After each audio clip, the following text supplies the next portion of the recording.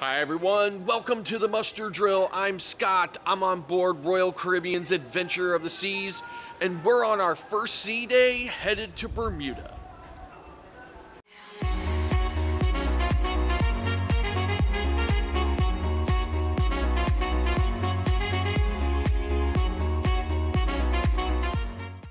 Hi everyone, welcome back. So we're on the Adventure of the Seas on our first sea day headed to Bermuda, and I tell you, this cruise is off to just an amazing start. Now, I was at home for 2 months, and I know that that's first world problems and everything, but I tell you, I miss cruising so much, and it is so great to be back on a ship again. And the weather is pretty nice, depending on which way you're looking. As you can see here, the sky looks fairly decent here, but as I pan the camera around a little bit, you can see it kind of looks completely different that way. But all in all, we haven't really had any rain, and it is a little windy, but it's always a little windy when you're at sea. But otherwise, it is just an amazing day. Now, before we have a look around the ship, I want to talk a little bit about the embarkation process at Cape Liberty. Now, if you've ever sailed from Cape Liberty, you know that that last mile as you're coming into the port to drop your luggage off is always jam-packed full of slow-moving cars. The entire process seems like it takes forever. And then when you drop your luggage off, you go on to the parking garage or the parking lot, depending on how full the garage is. Anyway, that entire process is usually really slow.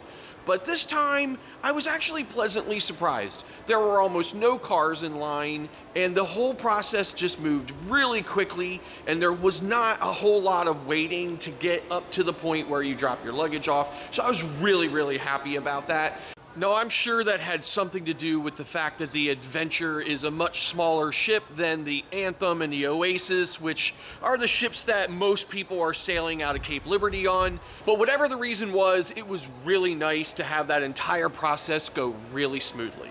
Now, this is my first time on the Adventure of the Seas, but it's not my first time on a Voyager class ship. I've been on the Navigator as well as the Mariner. Now, I was on the Mariner in December of 2021, and it didn't take long after getting on board the Adventure of the Seas to see the differences between the two ships. Now, even though the Adventure of the Seas did not get some of the upgrades that were originally scheduled for 2021, some of the renovations that were done in 2018, in my opinion, really went a long way to set the Adventure apart from the other ships in the class.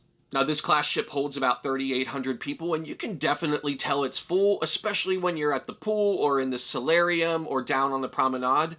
But I have found plenty of other places to go on the ship where it was not so crowded, most notably on Deck 5. Now, before I get to some of the things that have been happening on our first sea day, I have noticed something that I have to mention.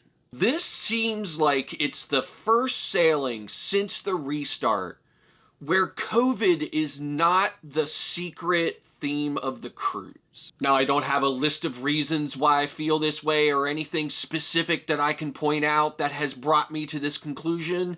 It just feels like the whole overall vibe and feel of the ship is that people are finally just putting COVID behind them and getting back to living and getting back to the way cruising was before the pandemic. And even though I wear a mask myself because I have to for personal reasons, I too just feel like this cruise is the first time since the restart where things are really and actually back to normal. Now, I can say that they're still putting masks in your room and the crew are still wearing masks, but even the crew are starting to relax that a little bit. I've noticed that when the crew are out on the decks or away from other passengers, that they tend to pull their mask down a little bit. Okay, that's it. That's all I'm going to say about it. And without further delay, let's have a look around the ship.